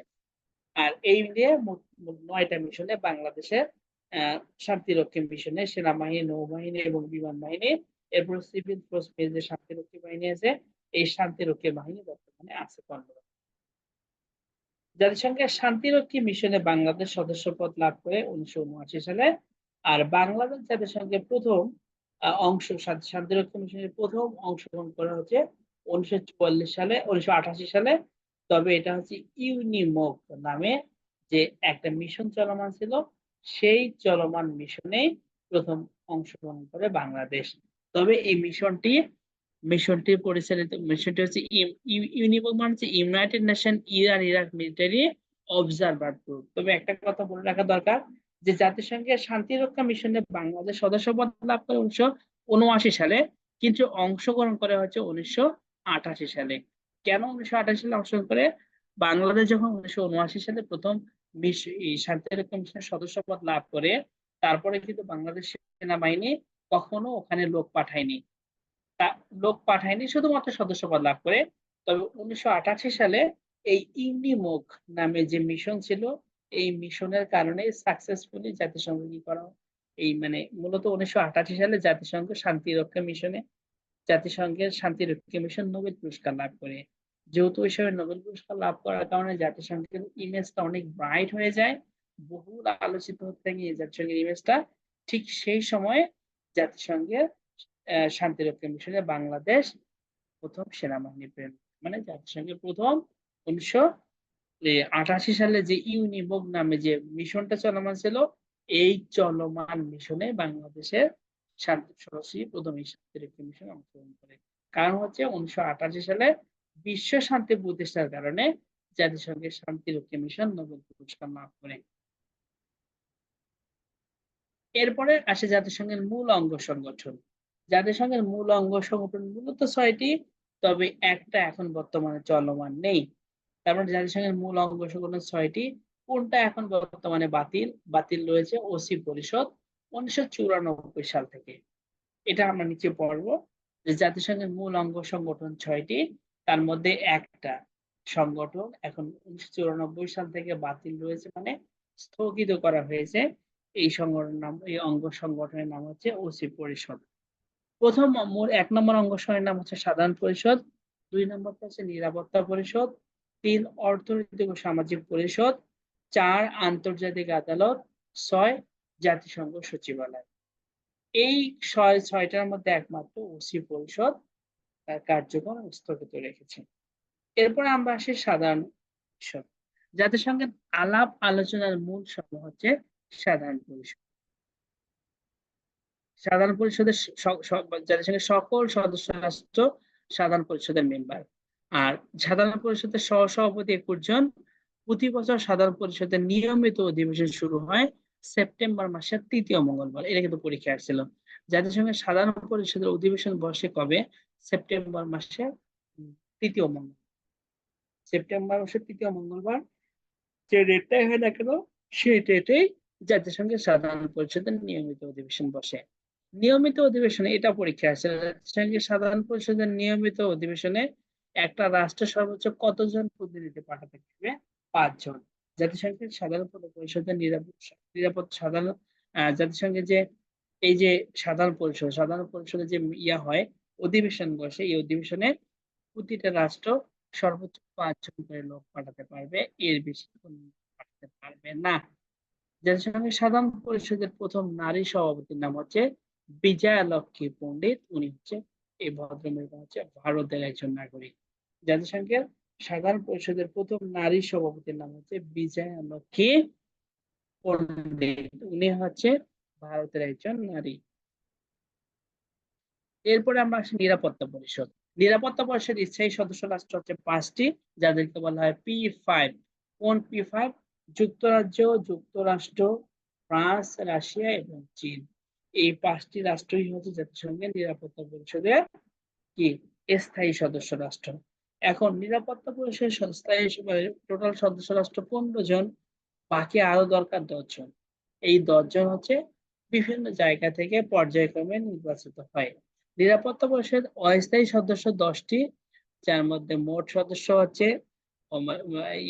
মানে আপনার নিরাপত্তা পরিষদ অস্থায়ী সদস্য 10, মানে এখানে মূলত একটা আছে যে মোট সদস্য 15টি, মানে 15টি হচ্ছে টোটাল সদস্য, তার মধ্যে স্থায়ী 5টি আর অস্থায়ী 10টি, এই মিলে হচ্ছে 15টি। জাতিসংঘের নিরাপত্তা পরিষদের অস্থায়ী সদস্য হচ্ছে 10টি আর স্থায়ী সদস্য 5টি, দুটো মিলে 15টি। আর স্থায়ী সদস্যগুলো বলা হয় P5, আর অস্থায়ী সদস্যগুলো সাধারণত বিভিন্ন অঞ্চল ভেদে এটা নির্বাচিত হয়। নিরাপত্তা পরিষদের নিরাপত্তা পরিষদের স্থায়ী সদস্যরাই কেবল ভেটো প্রদান করতে পারে। যে কোনো রাষ্ট্র কোনো বিষয়ে ভেটো দিলে তার গৃহীত হয় না। ভেটো মানে হচ্ছে আমি মানি না। ভেটো একটা ল্যাটিন শব্দ, যার অর্থ হচ্ছে আমি এটা মানি না। নিরাপত্তা পরিষদের সুপারিশ কর্মে সাধারণ পরিষদের নতুন সদস্যপদ করা হয়। এটা হচ্ছে নিরাপত্তা পরিষদ গেল। এরপরে আসি অর্থনৈতিক ও সামাজিক পরিষদ। অর্থনৈতিক ও সামাজিক পরিষদটা ইম্পর্টেন্ট, আরো বেশি ইম্পর্টেন্ট। সেটা হচ্ছে অর্থনৈতিক ও সামাজিক পরিষদটা এর সদস্য রাষ্ট্র হচ্ছে 54টি। আর একটা বিষয়, প্রতি 3 বছরে মেয়াদে এই পরিষদের সদস্য নির্বাচিত হয়। মানে প্রতি 3 বছর মেয়াদে এই পরিষদের সদস্য নির্বাচিত হয় 18 জন। বছরে কমপক্ষে 2 বার এই পরিষদের সদস্য অধিবেশন বসে। একবার নিউ ইয়র্কে, অথবা একবার জেনেভায়, অথবা 2 বার নিউ ইয়র্ক হতে পারে। নিউ ইয়র্ক অথবা জেনেভায় বছরে 2 বার অধিবেশন বসে। এ পরিষদে মানে কমপক্ষে 2 বার। এ পরিষদে আঞ্চলিক কমিশন রয়েছে 5টি। ওকে, এই আঞ্চলিক মানে ইকোসকের আঞ্চলিক কমিশন গুলো আমরা আজকের লেকচার না, এর পরের লেকচারে এটা আলোচনা করবো। এই পরের লেকচারে পর্যায়ক্রমে আছে এই পরিষদের আঞ্চলিক কমিশন কি, কোথায়, এবং এই আঞ্চলিক কমিশন গুলার দায়িত্ব কি, আঞ্চলিক কমিশন গুলার সদর দপ্তর কোথায়, এটা আমরা আলোচনা করবো। এরপরে ওসি পরিষদ বর্তমানে বাতিল। 1989 সাল থেকে, আগে আপনাকে বলেছি যে জাতিসংঘের একটা পরিষদ ছিল ওসি পরিষদ, যেটা 1945 সালেই চালু ছিল, কিন্তু গঠিত হয়েছিল তারপর 1992-94 সালে জাতিসংঘের ওসি পরিষদের কার্যক্রম স্থগিত হয় এবং এটাকে স্থগিত ঘোষণা করা হয়। ওসি পরিষদের কাজ হচ্ছে উপনিবেশিক স্বাধীন দেশ, অধীন দেশ, উপনিবেশিক অধীন দেশ বা অঞ্চল সমূহগুলোকে স্বাধীন করে জাতিসংঘে অন্তর্ভুক্ত করা, তাদের শান্তি ও নিরাপত্তা নিশ্চিত করা মূলত ওসি পরিষদের কাজ ছিল। বর্তমানে এই কার্যক্রমটা স্থগিত রয়েছে। অবশ্যই এটার জন্য সবচেয়ে বড় ট্যালেন্টের পরিচয় দিয়েছে, সবচেয়ে বেশি চালাক হচ্ছে আমেরিকা। কারণ যদি ওসি পরিষদ থাকে, তাহলে আমেরিকার বিভিন্ন রাষ্ট্রের মধ্য দিয়ে যে ক্লিক বাজায় দেয়, এরপরে অস্ত্র বিক্রি করে, অস্ত্রের দামামা পৃথিবীতে, মানে অস্ত্রের যে একটা মানে হুলি খেলা চলে, রক্তের যে হুলি খেলা চলে, এই হুলি খেলা কিন্তু তারা বন্ধ করতে পারতো না। তাই মূলত এই ওসি পরিষদের কার্যক্রমটা তারা বন্ধ করে দিয়েই মূলত 2 রাষ্ট্রকে যুদ্ধের দিকে আসার জন্য ইন্ধন যোগায় এবং দলে দলে অস্ত্র বিক্রি করে। আর আমেরিকার সবচেয়ে বড় বাণিজ্য হচ্ছে অস্ত্র বিজনেস। বোঝা গেল কিছুটা? আপনারা কি শুনতে পারছেন আমাকে? হ্যাঁ স্যার, শোনা যাচ্ছে স্যার। আমি যে কথাগুলো বলছি এটা কি ক্লিয়ার বোঝা যাচ্ছে? হ্যাঁ স্যার। ওকে, কোন জায়গাতে কোশ্চেন যদি মনে হয় আপনাদের করা দরকার, তাহলে আপনি আমাকে কোশ্চেন করতে পারেন, সমস্যা নেই। এরপর এখন অবশ্যই ওসি পরিষদের কার্যক্রম স্থগিত রয়েছে। কেন স্থগিত রয়েছে আপনাকে এটা বললাম, কারণ যদি ওসি পরিষদ থাকতো তাহলে ফিলিস্তিন এখন স্বাধীন রাষ্ট্র হতো। আবার যদি ওসি পরিষদ থাকতো তাহলে কিন্তু আপনার এই যে আছে, আপনার কি বলবো, কাশ্মীরে যে এর আগে যে সেপারেটিজম, এরকম যে বিভিন্ন ধরনের হত্যাকাণ্ড গুলো হলো, বা এই কাশ্মীর অস্থিরতা থাকতো না, কাশ্মীরে স্বাধীন হয়ে যেত। কারণ এখানে আপনার ওসি পরিষদ না থাকার কারণে এখন জাতিসংঘের ওই পার্টটাকে কি করতে পারতেছে না, ওই অঞ্চলটাকে স্বাধীনতা ডিক্লারেশন করতে পারতেছে না। ওকে, ক্লিয়ার?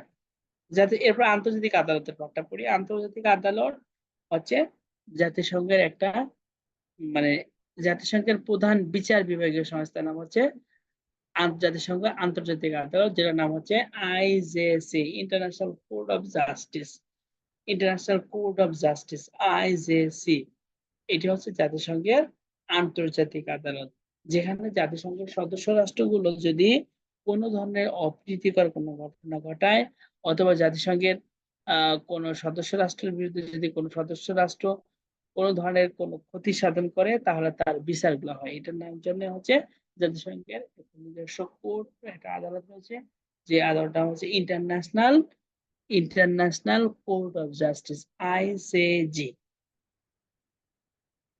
এর সদর দপ্তর হচ্ছে নেদারল্যান্ডের হেগস। জাতিসংঘের এই সদর দপ্তর হচ্ছে নেদারল্যান্ডের হেগস। মনে রাখবেন, নেদারল্যান্ডের হেগস হচ্ছে এমন একটা জায়গা যেখানে প্রায় সময়ই জাতিসংঘের কি করা হয়, এই মানে নেদারল্যান্ড হেগস এমন একটা জায়গা যেখানে বিভিন্ন ধরনের আন্তর্জাতিক আদালত গুলার কি করা হয়, ওখানে সদর দপ্তর রয়েছে।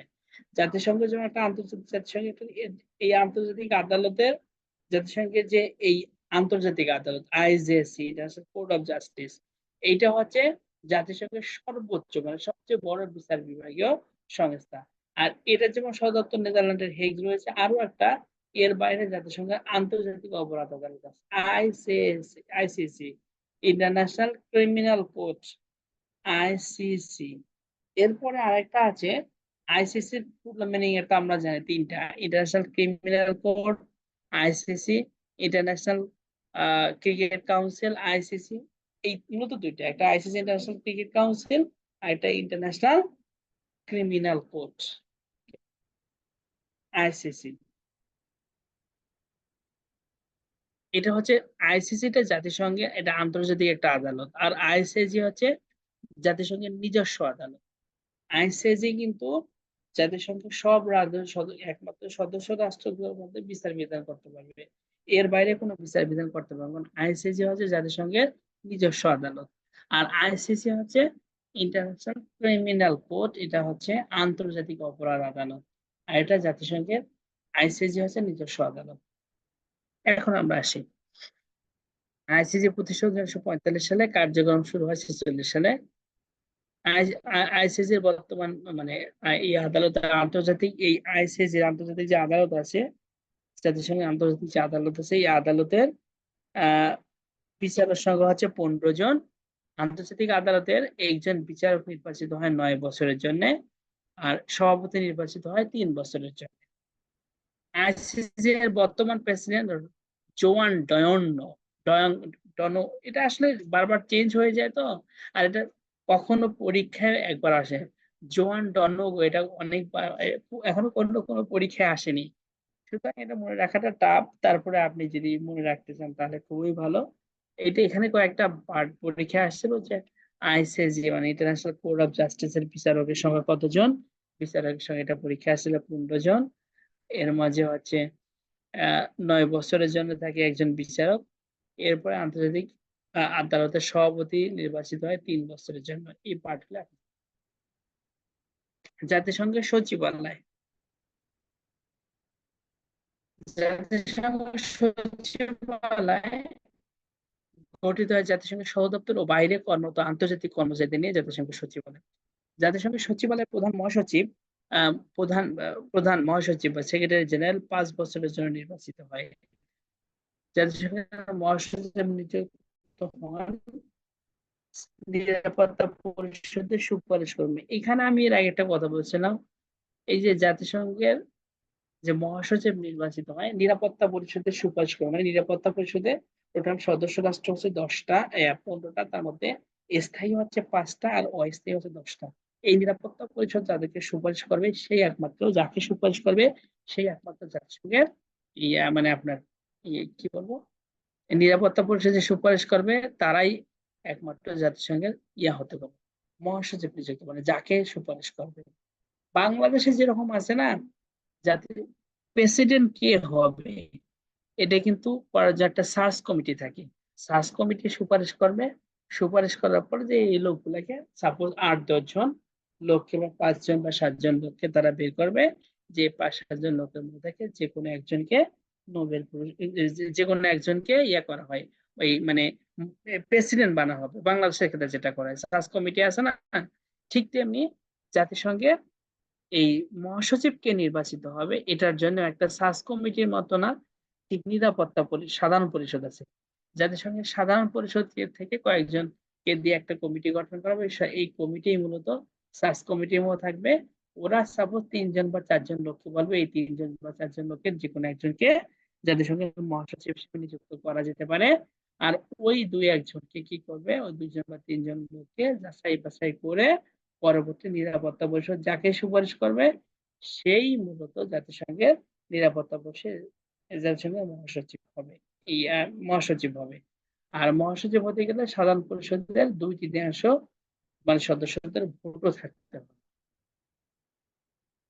জাতিসংঘের মহাসচিবগণ, জাতিসংঘের মহাসচিবগণ জাতিসংঘের বর্তমান মহাসচিবের নাম হচ্ছে অ্যান্তোনিও গুতেরেস, উনি পর্তুগালের নাগরিক। জাতিসংঘের প্রথম মহাসচিব ছিলেন ট্রিক ভ্যালি, উনি নরওয়ের নাগরিক। এশিয়া থেকে নির্বাচিত জাতিসংঘের প্রথম মহাসচিব উথান্ডা, মিয়ানমার। উথান্ড, এখানে একটা কথা বলে রাখি, উথান্ড কিন্তু জাতিসংঘের যখন স্বাধীনতা যুদ্ধ বা স্বাধীনতা যুদ্ধ মুক্তিযুদ্ধের সময় উনি কিন্তু ছিলেন মহাসচিব। আবার পরীক্ষা যদি থাকে বাংলাদেশের মহান মুক্তিযুদ্ধের সময় জাতিসংঘের মহাসচিব কি ছিল, উথান্ড। জাতিসংঘের ওই মহাসচিবের বাড়ি ছিল হচ্ছে কোথায়, মিয়ানমারে।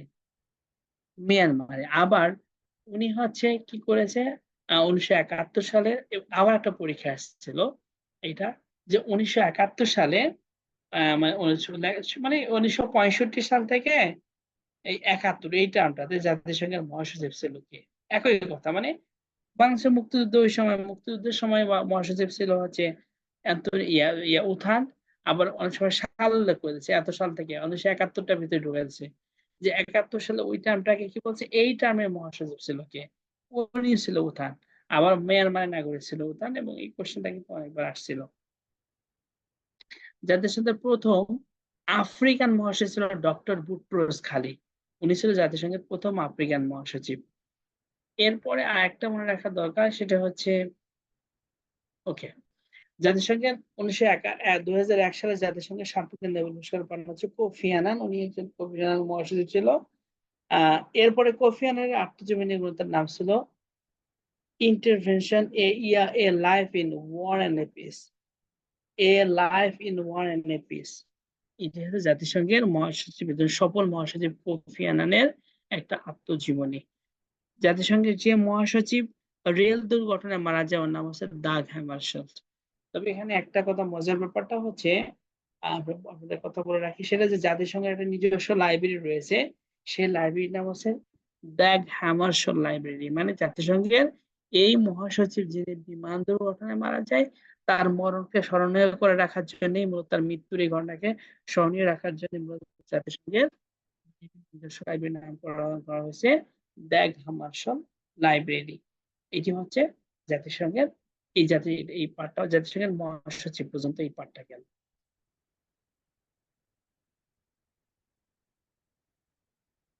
ওকে, এরপর আসি বিশেষায়িত সংস্থাগুলো। জাতিসংঘের অনেক সংস্থা রয়েছে। জাতিসংঘের যে সংস্থাগুলো বিশেষ বিশেষ কাজের জন্য নিয়োজিত সেই সংস্থাগুলোকে বলা হয় বিশেষায়িত সংস্থা। এর মধ্যে রয়েছে ধরেন আইএলও, এরপরে FAO Food and Agriculture Organization, WHO World Health organisation.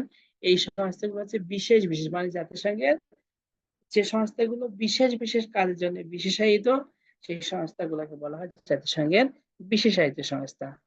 এর মধ্যে একটা পরীক্ষা থাকে, নিচের কোনটি জাতিসংঘের বিশেষায়িত সংস্থায় নয়, অথবা নিচের কোনটি জাতিসংঘের বিশেষায়িত সংস্থা। তখন কিন্তু আপনাকে এই সংস্থাগুলা একটু মনে রাখার চেষ্টা করতে হবে। না হয় এক্ষেত্রে সেই জিনিসটা হচ্ছে আপনাদেরকে 2-3 বার একটু দেখে দিতে হবে যে নিচের কোনটি জাতিসংঘের বিশেষায়িত সংস্থা। এরপরে সম্পর্কিত সংস্থা, মানে জাতিসংঘের বিভিন্ন সম্পর্কিত সংস্থা আছে। এর মধ্যে একটা রয়েছে WTO, এটা হচ্ছে বিশ্ব বাণিজ্য সম্পর্কিত। এরপরে IAEA, international atomic energy agency. এটা হচ্ছে IAEA মানে হচ্ছে এই যে নির্বাচন, অ্যাটমিক এনার্জি মানে আণবিক শক্তি সংস্থা। এটা মানে এই সংস্থাগুলো হচ্ছে সম্পর্কিত সংস্থা। মানে বিশেষায়িত সংস্থাগুলো হচ্ছে বিশেষ বিশেষ কাজের জন্য পারদর্শী, আর সম্পর্কিত বিশেষ বিশেষ সম্পর্কিত সংস্থা। এটা জাতিসংঘের সংস্থা। ওকে, আজকে আমরা অনেক পড়েছি না? প্রায় 11:30 বেজে গেছে। হ্যালো, শুনতেছেন আমার কথা? জি স্যার। হ্যাঁ, আচ্ছা, আমরা মনে হয় আপাতত অনেকটা পোস্ট করে দিই, আমরা অনেক কিছু পড়েছি। হ্যাঁ, এরপরে আমরা পরের পার্টটা, এই যে এখানে কিন্তু খুব একটা আসে না, আমি আপনাদেরকে এই বোঝানো দরকার আছে আমাদের খুব ভালো। এই যে মহাসচিব পর্যন্ত, মহাসচিবটা কিন্তু খুব দরকার, জাতিসংঘের কোন মহাসচিব কোথায় কি এর দরকার আছে। আর আপনাদের এখানে টেকনিক্যাল একটা কোশ্চেন পরীক্ষা করছিল, যে বললাম যে সরাসরি বলছে 1969 সালে, 1969 বা 70 সালে জাতিসংঘের মহাসচিব ছিল কি? 1970 সালে জাতিসংঘের মহাসচিব কে ছিল, এটা তো স্বাভাবিক একটু ফটকা লেগে যাবে। তখন আর মনে রাখবেন যে ওই জাতিসংঘের মহাসচিবের সময়কালটা ছিল 1971 সালের আগ পর্যন্ত, ওই সময়টা ছিল হচ্ছে উত্থান। সুতরাং আনসার হবে উত্থান। আর ওরা কিন্তু জাস্ট এইটা আপনাদের কাছ থেকে বের করে নেওয়ার জন্য এটা বলছে যে এটা 1969 সালে বা 70 সালে কি ছিল, এটা তো আমার জানা, আমি তো এইভাবে পড়িনি। তাহলে দেখবেন আপনার কমন কোশ্চেনটা আপনি আনসার করতে পারছেন, এটাও হয়ে যাওয়ার সময়। তো যাই হোক, এই বিশেষায়িত সংস্থা মানে মূল কথা হচ্ছে জাতিসংঘের মহাসচিব পর্যন্ত ওই পার্টটা, উপরের পার্টটা পাই টু পাই ভালো করে পড়তে হবে। আর তার একটা প্রশ্ন ছিল, শিওর বলেন। United Nations Office for Drug and Crime, জাতিসংঘ মাদক ও অপরাধ সংস্থা, এটা কি কোনো বিশেষায়িত সংস্থা? এবারে বিসিএস এ এসেছিল প্রশ্নটা। জাতিসংঘের, হ্যাঁ বলেন। মাদক ও অপরাধ বিষয়ক সংস্থা United Nations Office for drug and crime, এটার সদর দপ্তর কোথায় এটা এসেছিল?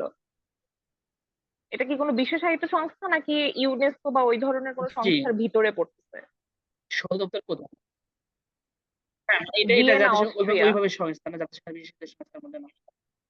হ্যাঁ, আমি বলছি কি যে এটা এর আগে এই কোশ্চেনটা আসছিল, এটা ইলাবোরেশন আছে, মানে আমি একটা পরীক্ষা দিয়ে মানে পরীক্ষাটা ইয়ে করছিলাম, তো আমি সেই কোশ্চেনটা খাতা কাটার ক্ষেত্রে দিয়েছিলাম যে সম্ভবত খাদ্য অধিদপ্তরে, না না সরি খাদ্য অধিদপ্তরে না, এটা পরীক্ষা আপনাদের ওই মাদকদ্রব্য নিয়ন্ত্রণ অধিদপ্তরে, মাদকদ্রব্য নিয়ন্ত্রণ অধিদপ্তরে যে এই সংস্থাটার নামই দিয়েছিল সরাসরি, যে মাদকদ্রব্য নিয়ন্ত্রণের জন্য মানে জাতিসংঘের মানে মাদকদ্রব্য নিয়ন্ত্রণ যে আন্তর্জাতিক সংস্থাটার নাম কি, সরাসরি এটা চেয়েছিল, মানে এই টাইপের একটা কোশ্চেন ছিল।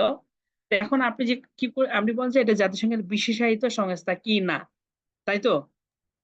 জি স্যার। জাতিসংঘের এটা জাতিসংঘের বিশেষায়িত সংস্থার এখানে তো দেওয়া নাই, জাতিসংঘের বিশেষায়িত সংস্থা এখানে নেই, এখানে কি আছে? এটাতে নাই। স্যার স্যার এটা অন্যান্য উল্লেখযোগ্য সংস্থার মধ্যে একটা স্যার। হ্যাঁ, অন্যান্য উল্লেখযোগ্য সংস্থার মধ্যে একটা পড়ে গেছে, কিন্তু বিশেষায়িত সংস্থা না। আমি আপনার এখানে একটা টেকনিক বলে রাখি,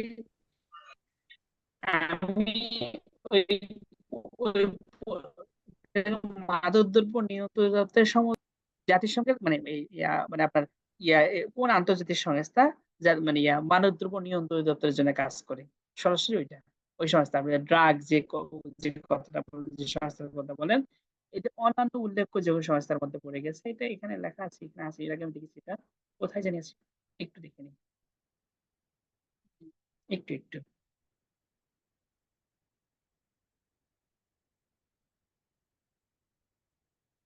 দেওয়ার কথা। ওকে, নিচে পেয়ে যাবেন।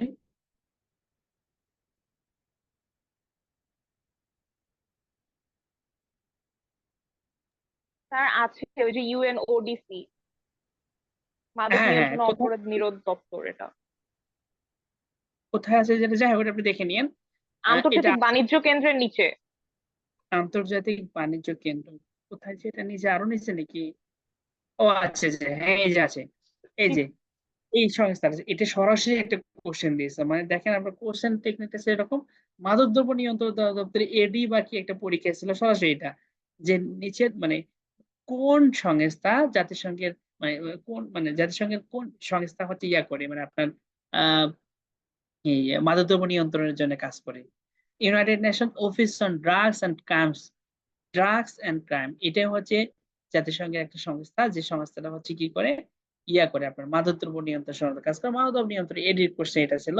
এরপরে আরো হচ্ছে মানে যাই হোক, আমি আপনাকে বলছি যে এই পার্টটা আপনাদের কোশ্চেন এমন ভাবে থাকবে যেটা আপনার ইনস্ট্যান্ট আপনাকে দেখে অ্যান্সার করতে হবে। আর এই সংস্থাগুলোর সদর দপ্তর সংক্রান্ত আমার ছোট্ট দুটো নোট আছে।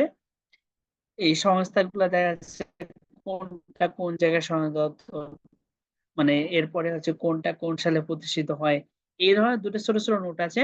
এই নোটগুলো হচ্ছে পরের ক্লাসে দেওয়ার আগে, ক্লাস নেওয়ার আগে আপনাকে ভাই দিয়ে দেবে, এনামুল ভাই দিয়ে দেবে, ছোট্ট দুটো নোট আছে করা। ওখান থেকে যে সালগুলো আপনার মোটামুটি অনেকগুলো সাল আছে, সালগুলোকে আমি সাজিয়েছি। সাপোজ 1945 সালে কোন কোন সংস্থা প্রতিষ্ঠিত হয়, 1946 সালে কোন কোন সংস্থা হয়, এই আকারে আমি 1945 সালে 4টা হয়, 1946 সালে 2টা বা 3টা হয়, এরকম করে আমি সবগুলো গ্রাজুয়ালি সাজিয়েছি। আর একটা হচ্ছে সদর দপ্তরকে কেন্দ্র করে, ওটাও আপনাকে এনামুল ভাই দিয়ে দেবে ওই আগামী ক্লাস শুরু হওয়ার আগে, এটা দিয়ে দেবে। তার আগে আমি বলি যে এখানে যে সংস্থাগুলো আছে, যে প্রথমে হচ্ছে বিশেষায়িত সংস্থা, অন্যান্য উল্লেখযোগ্য সংস্থা, এরপর সম্পর্কিত সংস্থা, এই সংস্থাগুলা আপনি অ্যাট এ গ্লান্স দেখে যাবেন। যে অ্যাট এ গ্লান্স দেখে যাবেন বলো যে ইউএনভি কি, জাতিসংঘের একটা স্বেচ্ছাসেবী, জাতিসংঘের স্বেচ্ছাসেবক দল আছে, ইউনাইটেড নেশন ভলান্টিয়ার্স, ইউএনভি। এরপরে ইউনেপটা কি? ইউনেপটা হচ্ছে জাতিসংঘের পরিবেশ সংক্রান্ত কার্যক্রম, নিচের কোনটি জাতিসংঘের পরিবেশ সংক্রান্ত মানে কর্মসূচিগুলো পালন করে, সেটা হচ্ছে জাতিসংঘের ইউনেপ। মানে এরপরে দেখেন আপনি আবার বলতে পারেন যে ইউনেস্কোর কাজ কি, ইউনিসেফের কাজ কি, মানে এই পার্টগুলো আপনাকে দেখার জন্য কি করে, শুধুমাত্র এই সংস্থাগুলো আপনি অ্যাটেন্ডেন্স দেখে যাবেন। তারপরে আমরা এই সংস্থাগুলো থেকে যেটা বেশি ইম্পর্টেন্ট, যেটা ডিটেলস পড়তে হবে, সেটা আমরা এখানে যে এই যে উন্নয়নমূলক সংস্থাগুলো এটা আমরা ডিটেলস পড়ার চেষ্টা করবো। ইউএনডিপি, ইউনেস্কো, তারপর ইউনিফেম, ইউনিসেফ, এই যে কিছু কিছু সংস্থাগুলো আমরা এখানে ডিটেলস পড়ার চেষ্টা করবো। মানে উপরের সংস্থাগুলো থেকে যদি মনে হয় কিছু জিনিসগুলা মানে দরকার, সেটা আমরা ওই সময় বলার চেষ্টা করবো। আর যে সংস্থাগুলোকে একদম ডিটেলস পড়তে হবে, কত সালে প্রতিষ্ঠিত হয়, তার মেইন কার্যক্রম কি, সেটা আমরা হচ্ছে এখানে জাতিসংঘের মানে এই যে উন্নয়নমূলক সংস্থাগুলোতে এটা পড়বো। যেমন ইউএনডিপি একটা উন্নয়নমূলক সংস্থা, এরপরে আপনার আরো আছে ইউনেস্কো আছে, তারপর ইউনিসেফ আছে। এই যে এই সংস্থাগুলো, এই যে এখানে আমি বলছিলাম আজকে নওশাদ ভাই যখন বলেছিল যে ইউনেস্কো কর্তৃক স্বীকৃত বাংলাদেশের অধরা সংস্কৃতির মধ্যে রয়েছে, এখানে 4টা দেওয়া আছে, আরো একটা রয়েছে রিক্সা। এখানে আপনাদের অ্যাড করে নিতে হবে রিক্সা। মানে সর্বশেষ যেটা অ্যাড হয়েছে 2024 সালে রিক্সা। 2024 সালের জানুয়ারি মাসে রিক্সাকে তারা অধরা সংস্কৃতির তালিকায় অন্তর্ভুক্ত করেছে। কারা অন্তর্ভুক্ত করেছে? ইউনেস্কো কর্তৃপক্ষ। বুঝে গেল? এই জায়গাতে আপনার লিখে নেবেন। আর একটা সংস্থা আছে, আছে, ওনার নাম উঠে হচ্ছে রিক্সা। তার মানে ইউনেস্কো কর্তৃক অধরা সংস্কৃতির সংখ্যা হচ্ছে 5টা। বাউল গান, মঙ্গল শোভাযাত্রা, জামদানি, এটা আমরা পরের ক্লাসে পড়বো। তো যাই হোক, আমি আপনাদেরকে আমার কাছে মনে হচ্ছে যে এই পর্যন্ত আমরা আজকে পড়ি। এই জায়গা থেকে এর উপরে এই যে সংস্থাগুলা, এটা আপনারা অ্যাটেন্ডেন্স একটু দেখে যাবেন। দেখলেই বুঝতে পারেন সংস্থার নাম অনুযায়ী কাজ। নাম অনুযায়ী জাতিসংঘের বিশ্ববিদ্যালয় কোথায় অবস্থিত? জাতিসংঘ বিশ্ববিদ্যালয় কোথায় অবস্থিত? জাতিসংঘ বিশ্ববিদ্যালয় কোথায় অবস্থিত? কেউ বলতে পারবেন কোথায় অবস্থিত? জাপানে জাপানে। জাপানে। আবার সার্ক বিশ্ববিদ্যালয় কোথায় অবস্থিত? ভারতে অবস্থিত। সার্ক বিশ্ববিদ্যালয় ভারতে অবস্থিত। জাতিসংঘের বিশ্ববিদ্যালয় ইউএন হচ্ছে জাতিসংঘ United nation, United nation university. আসলে ইউএন ইউ হবে, এটা ইউএনও হবে না, ইউএন ইউনাইটেড নেশন ইউনিভার্সিটি। এরপরে আইপিসিসি, আইপিসিসি সম্পর্কে আমরা ডিটেলস পড়বো, এখানে খুব একটা দরকার নেই, কিন্তু আপনার এখানে মনে রাখার চেষ্টা করবেন এই আইপিসিসি কে। আইপিসিসি সম্পর্কে একটা ইলেভেন দেখলেন। আইপিসিসি আমরা ইয়ার চ্যাপ্টারে ভালো করে আইপিসিসি, ইউএনএফসিসি, এটা নিয়ে আমরা আমাদের বিশাল লেকচার আছে। যে বিশাল লেকচার বলে জাতিসংঘ, মানে এটা আপনাদের হচ্ছে পরিবেশ সংক্রান্ত যে বিভিন্ন ধরনের সংস্থাগুলো আছে, সেই সংস্থাগুলো যখন পড়বো তখন আইপিসিসি, ইউএনএফসিসি, তখন আমরা এটা পড়ার চেষ্টা করবো। ওকে, তো এই হচ্ছে আজকে আমাদের আলোচনা। আপনারা যে কাজ করবেন, এই সংস্থাগুলো বিশেষায়িত সংস্থা, সম্পর্কিত সংস্থা, অন্যান্য উল্লেখযোগ্য সংস্থা, এটার সাথে আপনি অ্যাটেন্ডেন্স একটু দেখে যাবেন, আর কিছু করবেন না। তবে হ্যাঁ, এই উন্নয়নমূলক সংস্থাগুলো আমরা ডিটেলস পড়বো। আগামী ক্লাসে আমরা উন্নয়নমূলক সংস্থাগুলো থেকে শুরু করবো। ওকে, ক্লিয়ার? আর যে কোশ্চেনটা আসছিল যে সদর দপ্তর কোথায়, যে মাদক দ্রব্য নিয়ন্ত্রণ সংস্থা সদর দপ্তর কোথায়, এই টাইপের যে কোশ্চেন আসবে, এই সংস্থার সদর দপ্তর যখন আমরা পড়বো, তখন আমি আপনাদেরকে শর্ট করে কোশ্চেন মানে সংস্থার সদর দপ্তর গুলোকে আলাদা ভাবে কিভাবে পড়া যায়। সাপোজ যা মানে সুইজারল্যান্ডের জেনেভাতে অনেক সদর দপ্তর রয়েছে। সুইজারল্যান্ডের জেনেভায় কোন কোন সংস্থার সদর দপ্তর গুলো আছে, আমরা এগুলা সবগুলোকে একসাথে নিয়ে আসবো। এরপরে যুক্তরাষ্ট্রের ওয়াশিংটন ডিসিতে কোন কোন সদর দপ্তর রয়েছে, সেটা আমরা নিয়ে আসবো। যুক্তরাষ্ট্রের নিউ ইয়র্কে কোথায় কোথায় আছে, নিউ ইয়র্কে 5টা রয়েছে, ওয়াশিংটন ডিসিতে 5টা রয়েছে, জেনেভাতে অনেক কিছু রয়েছে, অনেকগুলো সংস্থা রয়েছে। এরপরে অস্ট্রিয়ার ভিয়েনাতে কার কোনটা রয়েছে, এটা আমরা একটা ক্লাস নিয়ে এসেছি, এটা আগামী ক্লাসে। ওকে, এটা আপনাদেরকে একটা ছোট্ট নোট সরবরাহ করা হবে এরকম করে। তাহলে এই হচ্ছে আজকের আলোচনার বিষয়। আমরা পরবর্তীতে উন্নয়নমূলক, জাতিসংঘের বিভিন্ন উন্নয়নমূলক সংস্থা নিয়ে আলোচনা করব। তবে আরেকটা কথা, লাস্টে যে কথা বলে রাখি, এই চ্যাপ্টারটা সো মাচ ইম্পর্টেন্ট। জাতিসংঘের এই পার্টটা, এটা আপনার যে পিডিতে লাগবে, সেই একই এটা আপনার লিখিত পরীক্ষাতেও লাগবে এটা। আর ভাইভাতেও মাঝে মাঝে কোশ্চেন করে এখান থেকে। বিশেষ করে যাদের ফরেন ক্যারিয়ার চয়েস থাকবে, তাদেরকে কিন্তু অবশ্যই এটা ভালো করে পড়তে হবে, কারণ ফরেন ক্যারিয়ারকে ইন্টারন্যাশনাল অ্যাফেয়ার্স থেকে অনেক কোশ্চেন করে। এই যাদের first choice foreign affairs category রয়েছে। ঠিক আছে, তাহলে আর কিছু আমরা আজকে মোটামুটি যা পড়েছি এটা মনে রাখার চেষ্টা করি। নেক্সট ক্লাসে আমরা বাকিটা আলোচনা করব। আর নেক্সট ক্লাসে অবশ্যই শুরুর আগে দুটো ছোট ছোট নোট আপনাদের সর্বনিম্ন। ঠিক আছে, তাহলে ভালো থাকবেন। হ্যাঁ, আল্লাহ হাফেজ। হ্যাঁ, এনামুল ভাই, এনামুল ভাই,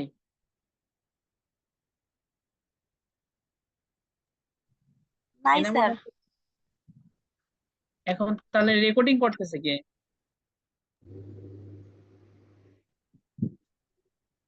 এনামুল ভাই কি নেই?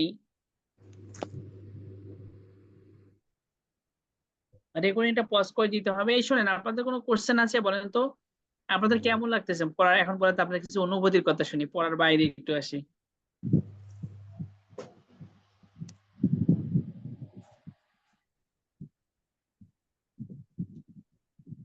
এনামুল ভাই কি পাওয়া যাচ্ছেন? দেখি আমাকে, আমি ফোন দিই একটু।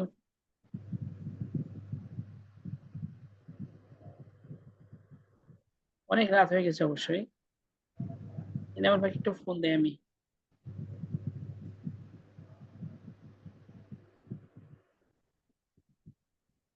এনামুল ভাইকে কার সাথে কন্ট্যাক্ট করতে পারবেন আমার সাথে? দেখি আমি একটু ফোন দিই, উনি কি করলে। মেসেঞ্জারে ফোন দিয়ে আছে কি?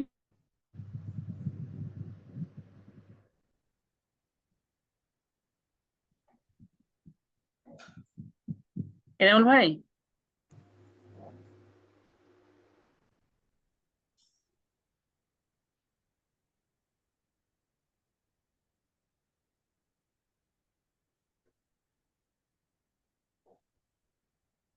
এনামুল ভাই। আচ্ছা এনামুল ভাই, আমরা হচ্ছে প্রায় 11টা 36 বেজে গেছে। আমরা ওদেরকে বলেছি আজকে আপাতত এখান থেকে শেষ। আমরা অনেক অনেক দূর চলে আসছি। এই লেকচারের প্রায় 9 পেজ পড়ে আসছি, 9-10 পেজের মতো, 10ম পেজে চলে আসছি। হ্যাঁ, এরপর বাকি ক্লাস আমরা জাতিসংঘের উন্নয়ন সংস্থা থেকে শুরু করবো। হ্যাঁ,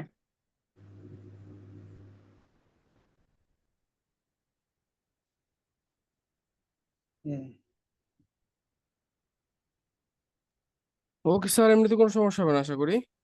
আপনার ওকে। আগামী হ্যাঁ, ক্লাস, এনামুল ভাই, আপনি আগামী তাহলে একটা সপ্তাহে পজ তারপর করে দিয়ে নাকি ওদেরকে কিছু, যদি ওদের কোনো যে নির্দেশনা থাকে। এরা 20 জন সর্বশেষ ছিল, 20 জনের মধ্যে দেখলাম ওখান থেকে এখন 10-এ চলে আসলো। ওরা অনেক ওকে, লিড। ঠিক আছে স্যার, ধন্যবাদ আপনাকে। ঠিক আছে। হ্যাঁ এনামুল ভাই, ওকে, আল্লাহ হাফেজ, ভালো থাকেন।